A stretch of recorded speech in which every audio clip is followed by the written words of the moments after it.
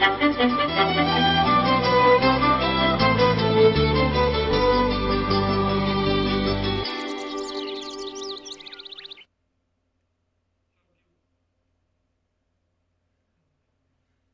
কলকাতায় শীতকাল জুড়ে বিভিন্ন উৎসব, আনন্দ আর অনুষ্ঠান, আর সেই সবের মধ্যে সার্কাস তার সঙ্গে ভীষণভাবে জড়িয়ে থাকে। জোকার দেখতে ভালো লাগে, আমি জোকার দেখতে এসেছি। সার্কাসকে ঘিরে মানুষের আকর্ষণ যেরকম ছিল, তার পাশাপাশি আমরা ছবিতেও মেরা নাম জোকার, তাতেও এক জোকারের জীবন কথা উঠে এসেছিল ছবির ভাষায়।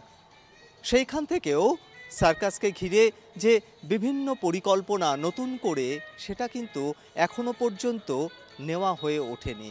আর শিশুদের কাছে, ছোটদের কাছে সার্কাসের যে মূল আকর্ষণ, সেটাও কিন্তু কোথাও গিয়ে যেন হারিয়ে যাচ্ছে। সার্কাসকে ঘিরে যে একটা আকর্ষণ ছিল, সেটা কি সত্যি এখন আছে? আছে, কিছুটা খানিকটা হলেও কমেছে আপনার। তার কারণ হচ্ছে, এক নম্বর হচ্ছে মোবাইল, দু নম্বর হচ্ছে জানোয়ারের ব্যাপারটা কিছুটা রয়েই গেছে। বাচ্চারা তো আকৃষ্ট তো জানোয়ারের প্রতি।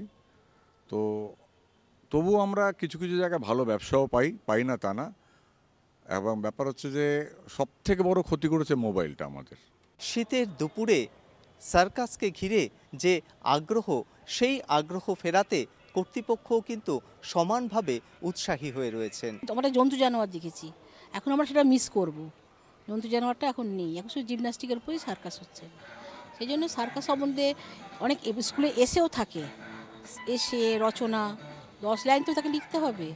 তাই জন্য সার্কাসটা দেখাচ্ছি, সেটা পরিচিত, মানে ওটা ইন্ট্রোডিউস করিয়ে দিচ্ছে। সার্কাসকে ঘিরে যে আগ্রহ, সেই আগ্রহ ফেরাতে কর্তৃপক্ষও কিন্তু সমানভাবে উৎসাহী হয়ে রয়েছেন।